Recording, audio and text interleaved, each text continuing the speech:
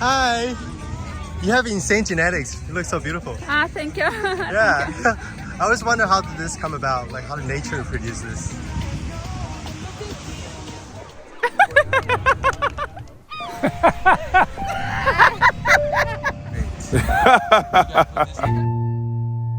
You're a really good looking guy. Thank you. Thank you. Thank you. You guys are couples? Everyone here has such good vibes. Him too, I can already tell. Good vibes.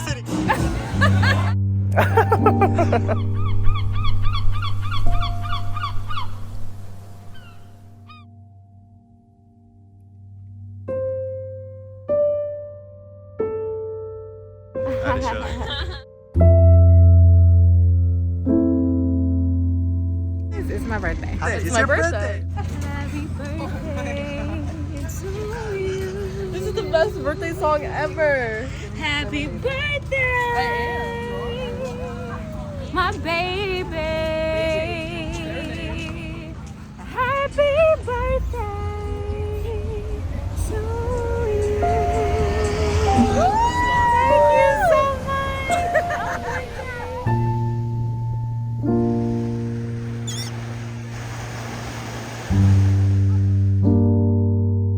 How did you manifest this reality? So I really didn't know that I was manifesting it. I saw your videos and I always found comfort in your videos. I think what happened was because you posted that you lost your soulmate, you lost your best friend, and I felt really touched by that, and I said I'll be your friend forever. And then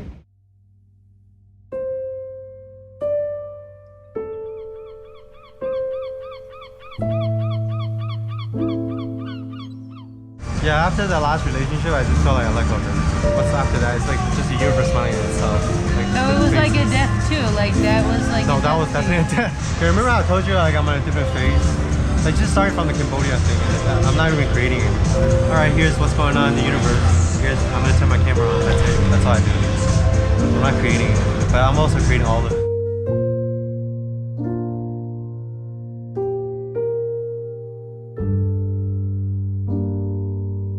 I'm struggling my whole life with. It's when I'm with people, sometimes it feels like I'm creating a block by my own. Maybe the non-dual approach to this topic, or you know how I film those clips of people and I just get up really close to their faces, and somebody asked me if anybody's ever gotten mad or said it bothers them, and I was like, almost never.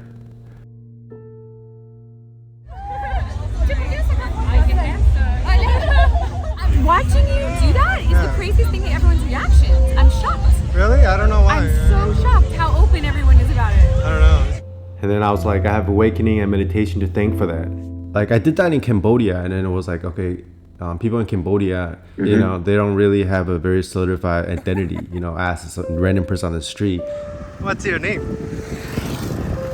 and I was like, maybe if I do this in America, people wouldn't open up to it. Same thing happened. When you sort of empty out the solidity of the self, you just kind of become like an open, boundless space for others. When you don't feel self-conscious, when there's no distinction between self and others, self and world, or inside and outside, when you're just this open space that allow people to unfold their own open space, then you never feel self-conscious. When you don't feel self-conscious, other people don't feel self-conscious. But it's just a practice. I just kept practicing meditation and getting deeper and deeper into non-duality and keep erasing the separation. Because any kind of blockages you have when you talk to other people is the imagined line, the separation that the ego mind is imagining. Seeing your direct experience, you don't have a head, you don't have a face. You're never seeing your head, you're never seeing your face. What you have is, instead of a head, is this open, boundless, vast space that is the world. What I'm perceiving right now instead of my head is your head. And what you're perceiving instead of your own head and your own face is my face. That space opens up so that other people can have faces. So that really opens up this blockages of social interactions. Because if there's no resistance, then other people won't have resistance, and then you won't have resistance because it's like a mirror.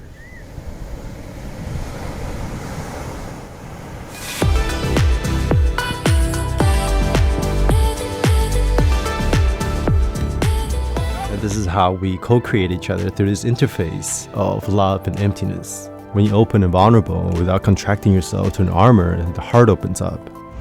So this guy's just started filming me out of nowhere, just ran up to me, pointed his camera in my face and just said, this. I say you're a beautiful man.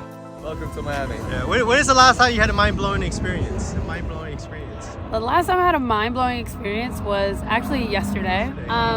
So I have just started studying wine. I passed my intro sommelier exam a couple of weeks ago. I'm having a mind-blowing experience right now. Right now? Yeah. You better say right now. When the whole world is rising through consciousness, there's no others. Usually we think that creating this armor of blockage is going to prevent us from getting hurt, but it's actually the other way around. Emotions can get hurt, but those feelings, they belong to no one when there's no feeler. Bitch, sitting in the whip, who the fuck is this? I just got the piff, I just got the snip. She just wanna flip, I just had the little bitch, now she sucking on the tip. Had to do a flip, want me to hold the shit. Niggas be talking shit, flipping the bitch like a whip. I gotta put it back in the motherfucker clip, I got the slip. Pull up on the bitch, I got the motherfucker. Hell yeah, but you gotta love Miami though. Like, look at that water, just like that shit's like. Because when it comes to like the third eye, Yeah. I feel like I've somehow sort of awoken it, but I haven't fully unlocked the potential yet. And I've been spending like years trying to unlock it. And once you open up a third eye, that's not the end. It's to open up the wisdom eye. The third eye is only opening so you can perceive the wisdom eye. How much percentage of the brain do you have to use to open up the wisdom eye? The wisdom eye, I would say, is like 100% of the brain. At least experientially, as a matter of direct experience, that's what you feel like. You feel like you've woken up from this single character, this single avatar that's situated like somewhere in this Mitsu, to this whole field of this pervasive, all-seeing, all-perceiving, almost omniscient kind of panoramic view of reality, which is just, pure consciousness or pure awareness without any locations, without any form, without any shape, size. Some people like to call it the God mind. I just like to call it the nature of mind or reality. Yeah, which is always just being aware of itself. I feel like you unlocked yours. This is what I coach people to do.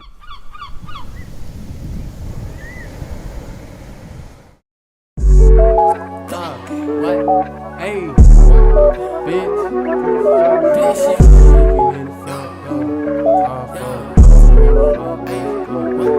What the smoking on this reefer, yo?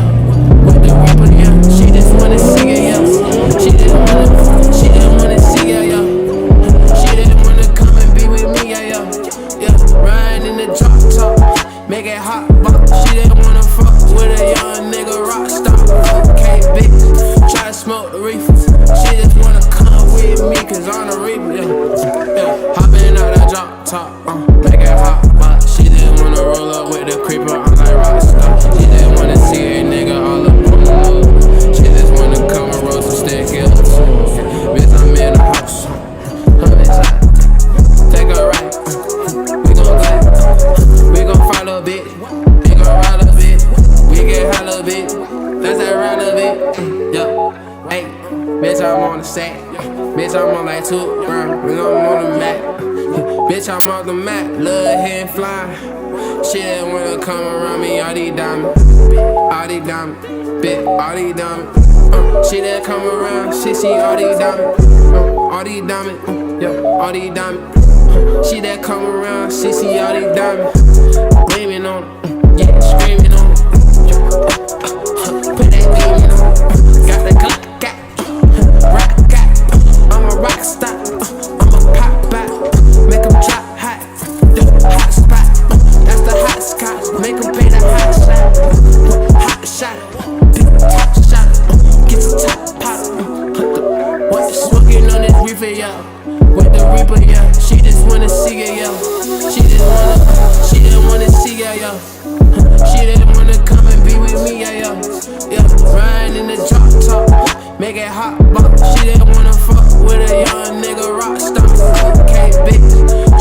smoke the reefer. She just wanna come with me, cause I'm the reaper,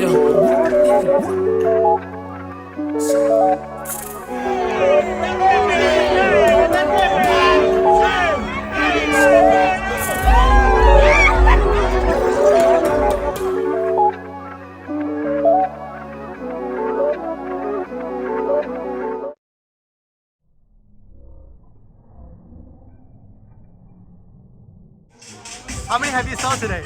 None. None? I got it for it. I got it. I got it.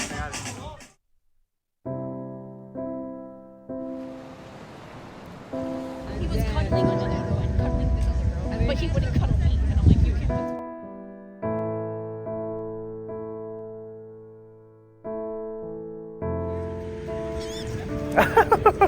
I'm in Miami right now. Like before I came here, I was like maybe I'll get triggered because there's so many girls here and like so many like luxurious stuff. It's just like, you know, a lot of ego stuff here, right? But then when I came here, it was just like the same peace as I experienced, like, you know, in my deepest meditation or in Maryland when I was just in the woods and in my backyard. Yeah, it's just like no matter what I did, it was just like there was no center.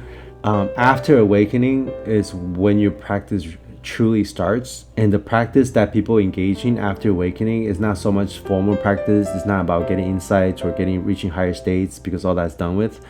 It's bringing practice to real life, and of course by that point it's just happening by itself. But they do have the Tantra. Yeah, that's pretty much what Tantra is. Tantra is basically just go out and live your life, and then just let whatever conditionings arise. So I have a client who's like pretty much he's there, right? He's awakened. Lots of music. We have like burlesque, mermaids dancing. Really? Yeah. So if you're all about the aesthetic. He told me the only practice he does is he would just go into the most luxurious place because his conditioning was like money, right? So he would just go to the most luxurious places and just seeing all those rich people like driving their nice cars and drinking champagne. He would just sit there and just watch them for an hour. And then watch how like the rest of his conditionings will like just let them dissolve, let them surface that way. So that's Tantra right there. Or like that's why people associate Tantra with sex. You know, sex is for a lot of people, sex and love or whatever is like the deepest conditioning. So I would say for everyone, because biologically speaking, that's what we're here for, to reproduce, right? So if you have sex, try to be aware, so try to abide in non-doerness during sex. That's a really good practice. That's almost like running with a parachute, you know, like sprinting uphill, something like that, like resistance training.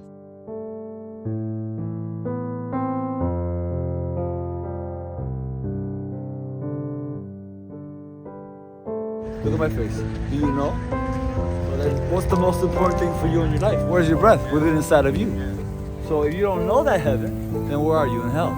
Because the constant questions you have in your thoughts, in your mind, these thoughts, these questions have no answers. And the answer is the breath just came in about your life. Have you felt that peace? Have you looked at the full moon and said, wow, how beautiful? You know why?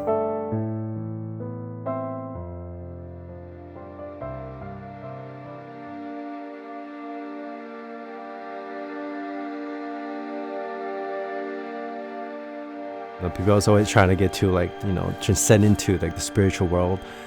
You know, this is the spiritual world right here and now.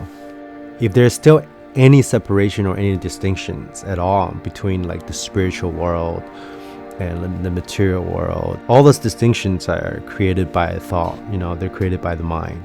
And if there's any distinction at all between the ordinary and the divine, then that's still duality. Yes, Yuri, keep going. You can keep going. Realizing emptiness, that's just a midway stage, really, or like, you know, accessing the absolute, you know. And a lot of people get stuck in that formlessness. The universal will has some kind of an intention, right? It wants to be embodied. Spiritual seeker is trying to get out, trying to transcend. The formlessness is actually trying to like come back in, and then that's when you transcend the duality between samsara and nirvana, between the universal and the personal. And you perceive the infinite in the finite. So if you don't integrate the emptiness and put it back into form, then the realization is not complete. So the mural is to bring awareness to what's going on to the women in Iran. When is the last time you had a mind-blowing experience? This was it. This was it. We arrived here. Hopping. And so it is.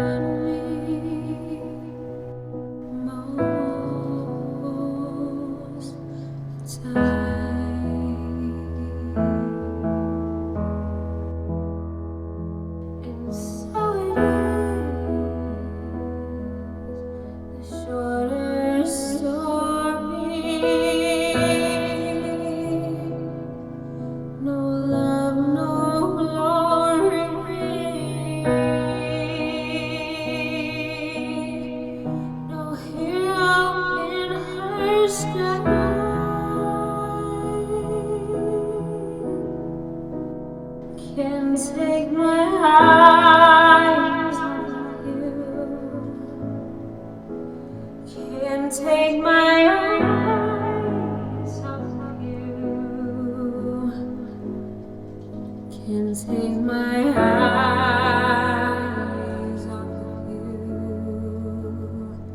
Can't take my eyes off of you.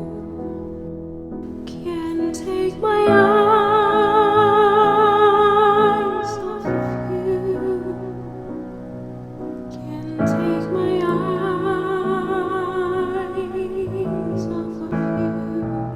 I want to know your opinion about like unconditional love for all living beings. Is that when I look inside and see that I'm nothing, that's wisdom. When I look outside, I see that I'm everything, that's love. And between those two, my life turns. You know, that's another way to look at how love and emptiness are the same thing, and everything is a mental construction. Even the notion that everything is a fabrication is a fabrication. And the distinction between you and other people, all the judgments, are also mental constructs. There are no lines or limitation in reality except for the ones that you imagine. Because you see that nothing has inherent existence apart from this process of codependent origination, interconnectedness. So we're co-hallucinating this reality right here, moment to moment, right? Miami doesn't exist, but at the same time it exists in the minds of 7 billion people, just like money. And there you transcend the distinction between existence and non-existence. Evil is only codependent arising with goodness. And they're concepts of the mind. You know, nature itself doesn't distinguish between evil and goodness. Is it evil for lions to like eat a gazelle? Some people like take that and they're like, oh, now I can just, do whatever I want and be an asshole. But then within this system of like human civilization or society, being a good person and you live in amongst the harmony of other people creates less resistance than like hurting other people. And nature, it's always going to take the course of least resistance. Can't take my eyes off of you. Can't take my eyes off of you. Can't take my eyes off of you. Can't take my eyes off of you. Can't take my eyes off of you. Can't take my eyes off of you.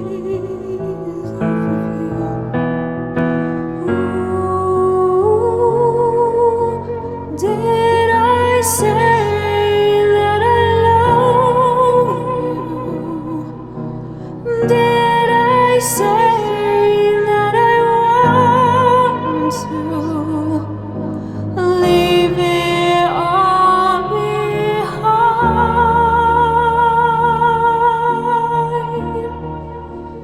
Can't take my mind off of you. Can't take my mind off of you. Can't take my mind